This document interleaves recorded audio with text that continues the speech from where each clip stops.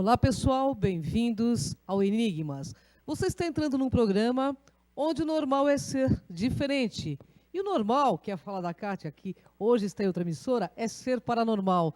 Pois é, pessoal, e hoje nós temos um programa super legal, super importante, mas antes de começar esse programa, eu vou pedir para a nossa querida Camila, porque nós vamos agradecer os nossos patrocinadores. Nós tivemos um pequeno problema na nossa vinheta, né? Então, eu vou pedir para que ela coloque na telinha aí quem colabora, quem ajuda, né, esse trabalho do Enigmas.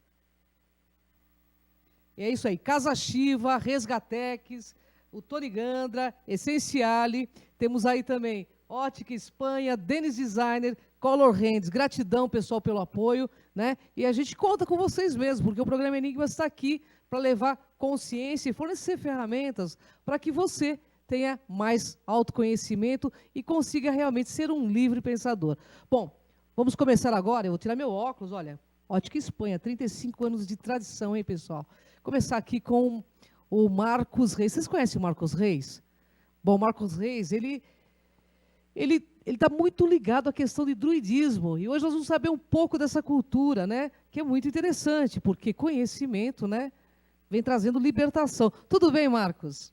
Bom, muito bom dia a todos os internautas, a você, Cris, que tenhamos aí um excelente dia e um ótimo programa hoje.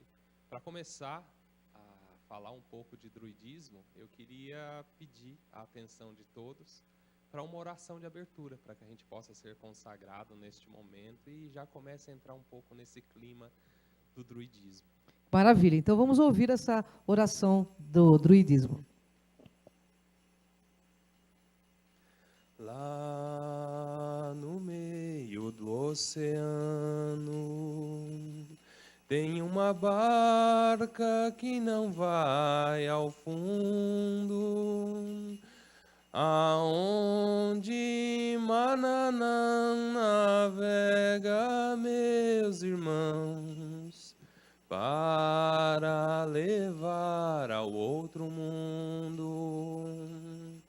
Aonde Mananã navega, meus irmãos, para levar ao outro mundo.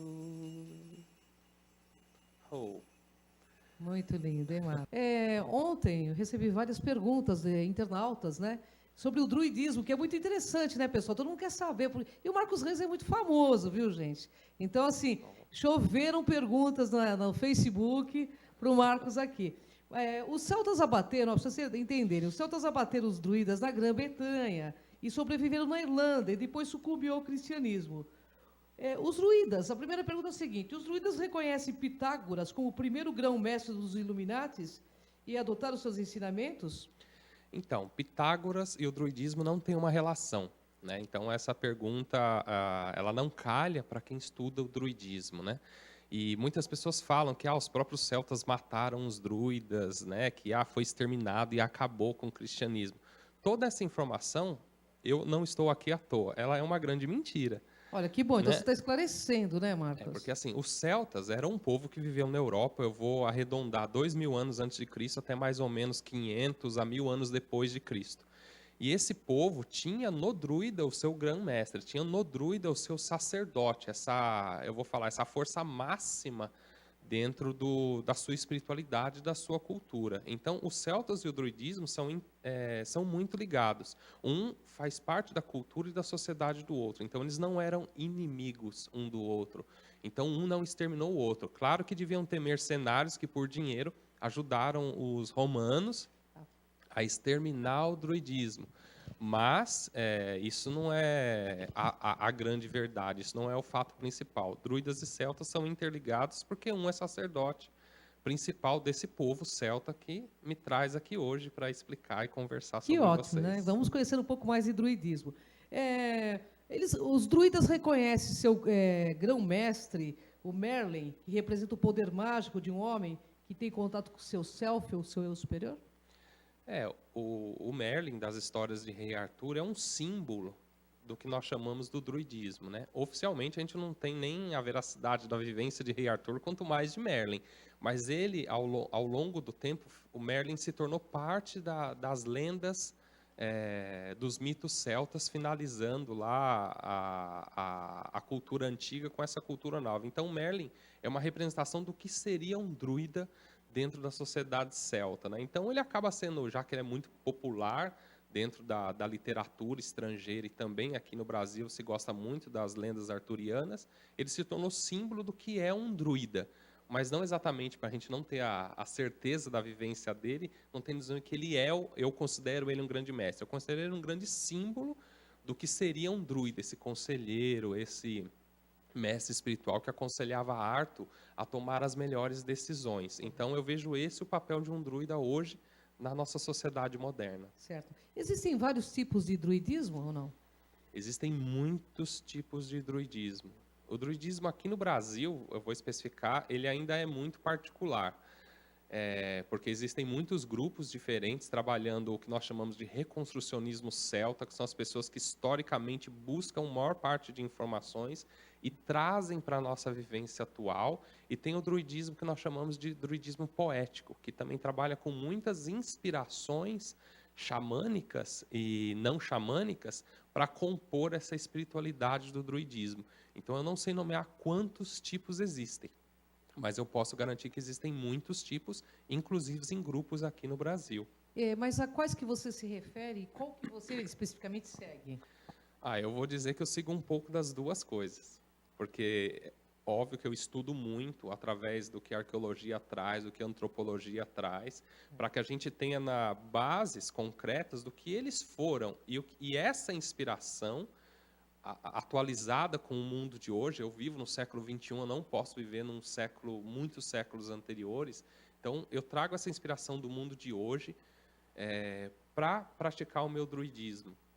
E o druidismo em si, na minha visão, ou o xamanismo celta, que é um outro nome que eu dou para o druidismo, eu particularmente falando, honra muito a ancestralidade. Então, eu não consigo praticar um druidismo único e puro. Eu consigo praticar um druidismo baseado na ancestralidade. Correto. Vivenciando o que minha família faz, que é a minha ancestralidade de sangue, vivenciando o que os espirituais da minha tradição, os druidas antigos, faziam, e vivenciando o que o povo que viveu aqui no Brasil antes de mim, que é o povo nativo, os indígenas, faziam.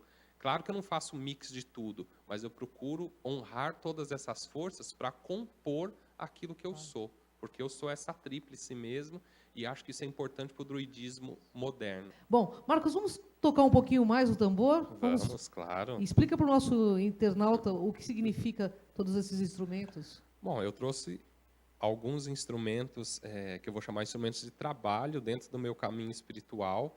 O tambor, ele é um tambor que a gente fala tambor xamânico, ele tem o desenho dele é um tambor comum, como Dá um close aqui na mesa, produção. Dos norte-americanos, né? É um tipo de tambor específico norte-americano, e claro, tem um desenho celta aqui, que é um triskel, que é um desenho muito sagrado para os celtas, né? Tem muitas espirais lá em Newgrange, na Irlanda, que Muito representam isso.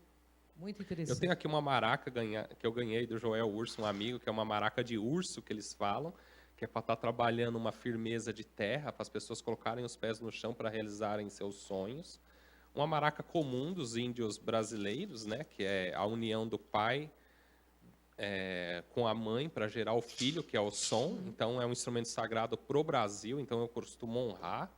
E, como um bom pensador do druidismo, eu sempre tenho o meu cachimbo aqui, que muitos falam, é do Senhor dos Anéis. Na verdade, é uma réplica, sim, do Senhor dos Anéis, mas eu gosto de honrar o tabaco, Claro. que é uma erva muito sagrada para várias espiritualidades no mundo, então eu sempre uso o cachimbo aí como um instrumento de poder muito forte para mim. Explica um pouquinho desse instrumento que você tocou logo no começo. É verdade, eu esqueci ele, né? Esse eu diria que é um instrumento do druidismo muito forte. É o que nós chamamos de ramo de prata. O meu ele é grande, tá? Exagerado, não porque que eu resolvi utilizar uma árvore que é a Dama da Noite, que é a minha árvore símbolo, né? Uma árvore de trabalho que eu tenho. E o ramo de prata é um instrumento feito por 9 guizos que representam os reinos. São 3 grandes reinos: o reino dos céus, do ar, o reino da água e o reino da terra. E entre esses reinos, os outros reinos, né, que é onde vive toda a vida do mundo. Assim, os celtas entendiam a sua espiritualidade e a sua vivência. Então, isso é uma minimização do mundo celta, que são os 9 reinos Correto. entrelaçados, e dizem que quando se toca o ramo de prata, os deuses dão uma atenção especial para aquilo que está sendo falado, está sendo pedido, está sendo composto dentro da reunião, do ritual. Então, para mim, é um instrumento muito sagrado, da qual eu gosto muito de desenvolver meus trabalhos também. Vamos ouvir o toque do tambor, porque no próximo bloco, agora o Marcos vai tocar o tambor, nós vamos para o próximo bloco, ele vai falar um pouco dos deuses druidas e quais as finalidades, o que eles pretendem da nossa humanidade.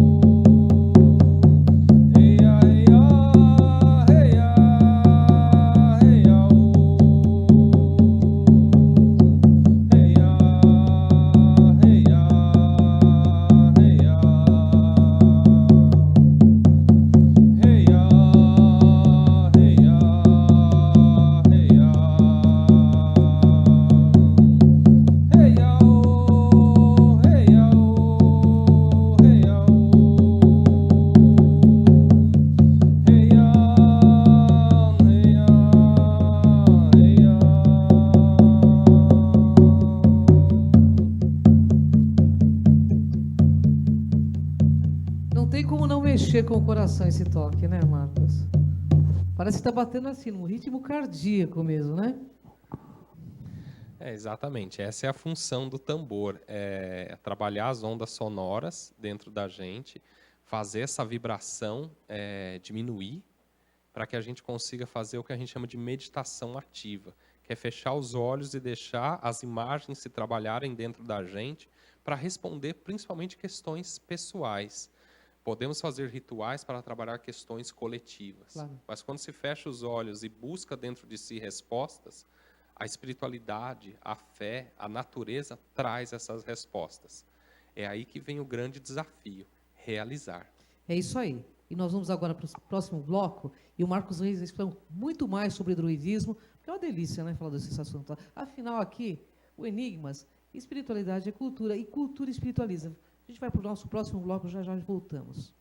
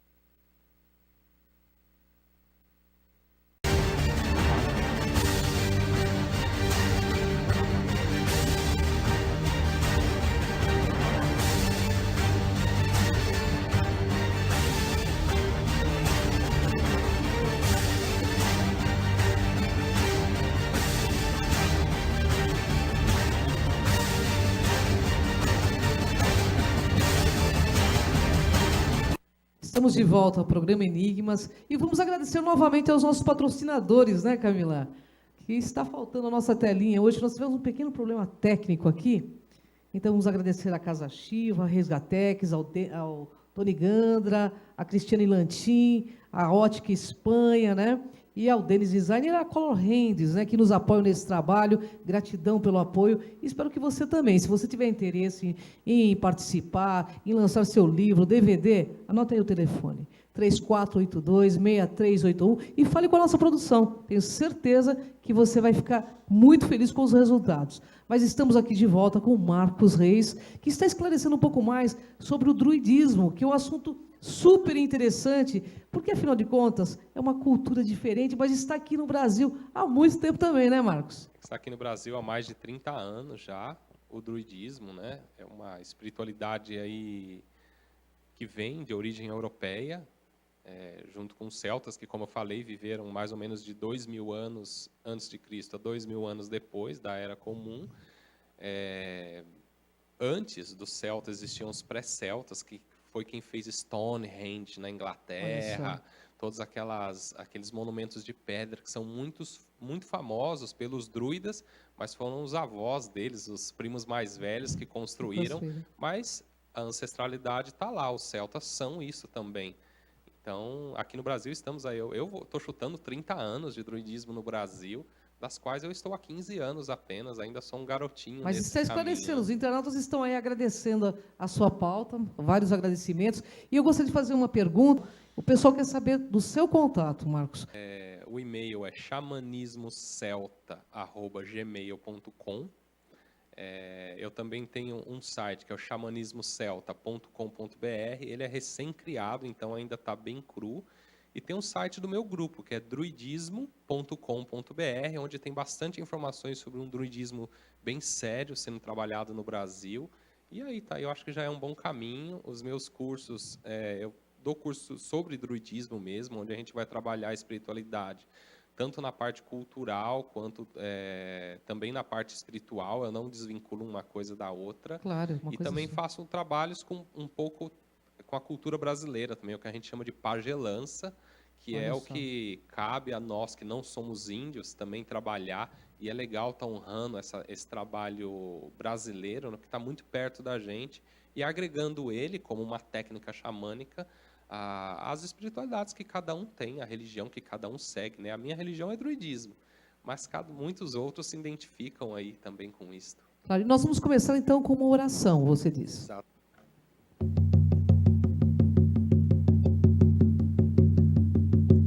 Peço ao reino dos céus permissão para celebrar com os amigos.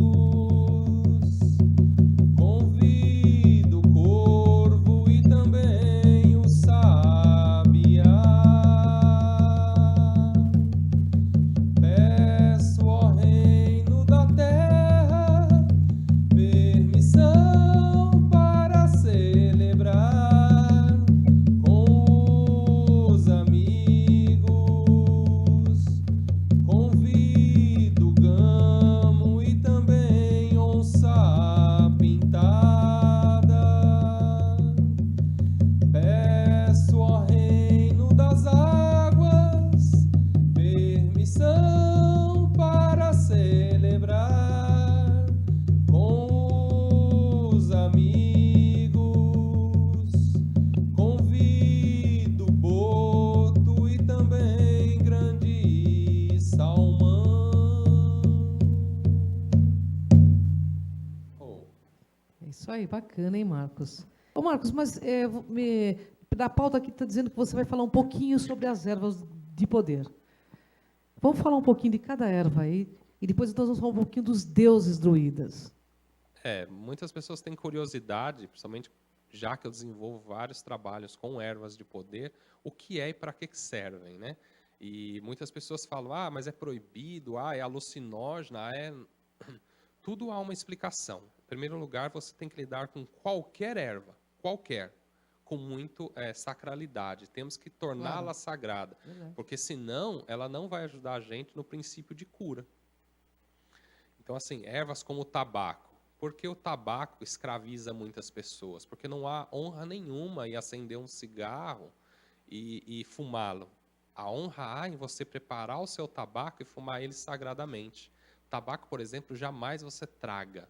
Você só põe ele na boca com as suas orações e devolve para o universo. Só quando a gente engole a saliva, aquela saliva que compõe partes do tabaco, aquilo é medicinal, aquilo é a cura. Aquilo é a resposta dos deuses para trazer para você a sagrada medicina. A medicina que eu falo é a nativa, não a convencional, na qual não tenho problema nenhum, respeito, e os homens de branco merecem muito respeito. E então o tabaco é a principal. Então a gente começa a ver o que é respeitar e não respeitar uma erva. Outra erva muito conhecida aqui na América Latina e no Brasil é a ayahuasca. A ayahuasca ela é muito controversa em alguns pontos, mas ela é muito sagrada. Não é uma espiritualidade no Brasil séria que não trabalhe com a ayahuasca. Os índios, principalmente os índios do norte, desenvolvem esse trabalho com a ayahuasca assim, há mais de 3.000 anos envolvendo um trabalho.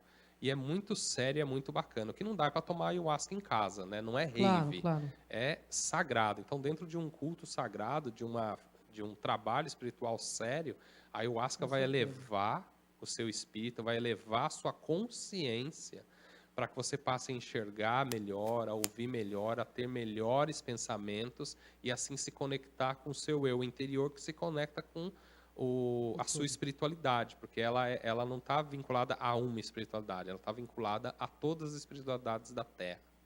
Então, é muito respeitado e eu respeito muito e trabalho.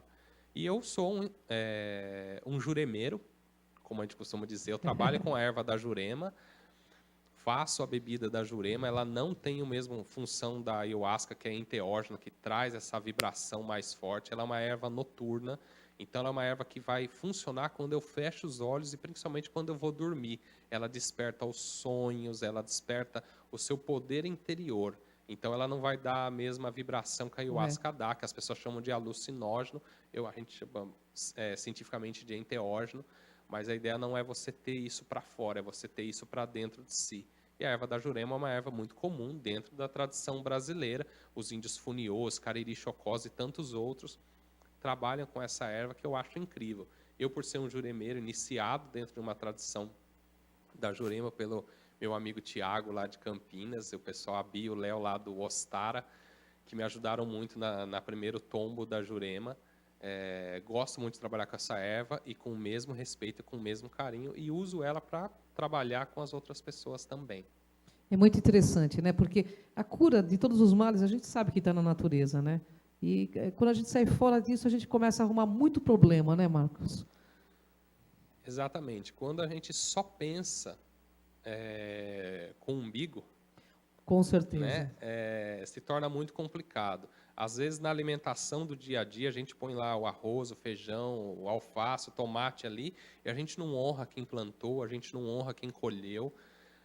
Se a gente honrasse a chuva que regou, todos esses elementos que compõem o prato de comida que você tem na sua frente, eu garanto que os problemas seriam muito menores, teríamos menos incidência de câncer, menos incidência de problemas pulmonares, menos incidência de várias doenças que vêm através da nossa boca grande e do não pé no chão, né? A borracha que está nos nossos pés tira esse contato que a gente tem com a terra. Isso é verdade. Então, faça uma experiência, tire os sapatos e ponha o pé na terra por alguns minutos, todos os dias, e você vai ver se não vai trazer uma grande diferença para a sua vida. Você vai estar muito mais para a sua vida. Bom, Marcos, é uma delícia falar com ele, né, pessoal? Marcos, gostaria que você passasse novamente seus contatos, porque a gente está praticamente nos nossos momentos finais. Passa muito rápido, né? Bom, vou falar rapidamente, então. E-mail xamanismocelta@gmail.com, e tem lá o site druidismo.com.br e o xamanismocelta.com.br. E eu vou aproveitar um segundinho para convidar as pessoas. Dia 18, agora eu vou estar em Curitiba, por Airetia, que é o encontro de druidismo, uma conferência druídica lá. Compareçam, é muito importante. Lá o estudo é muito profundo de druidismo. E ano que vem, o 6º Encontro Nacional de Druidismo e Reconstrucionismo Celta, em Curitiba. Estão todos convidados, é só pesquisar na internet que você vai encontrar todos os contatos. Mas antes de encerrar esse bloco, eu tenho uma pergunta. Quais são os principais deuses druidas? Eu vou dizer assim, os deuses top of mind. Luke, Dagda, Morrigan, Brihit, Manannan. Eu vou deixar só esses 5 aí para as pessoas degustarem com pesquisas na internet. Esses são famosos em toda a comunidade celta, mas são centenas e outros milhares aí a serem explorados. Então, eu gostaria que o Marcos encerrasse com uma oração e com o som, se ele puder. Vamos deixar o tambor levar vocês para finalizar o programa, muito obrigado. Gratidão, Marcos, a uma honra todos enorme. vocês. Espero que seja a primeira de muitas vezes aqui. Será, A TV, com certeza. A Demais TV agradece, o programa Enigmas está super feliz da sua presença. Espero que você venha muito mais vezes aqui. Estarei presente sempre. Muito obrigado, mesmo Gratidão, de coração. Marcos, gratidão. E que todos possam ter um dia maravilhoso e um ano excelente aí. Assim seja. E o respeito, como ele disse, é princípio do verdadeiro amor. E a gente começou com uma oração druida e vamos terminar com uma oração. Gratidão, internautas.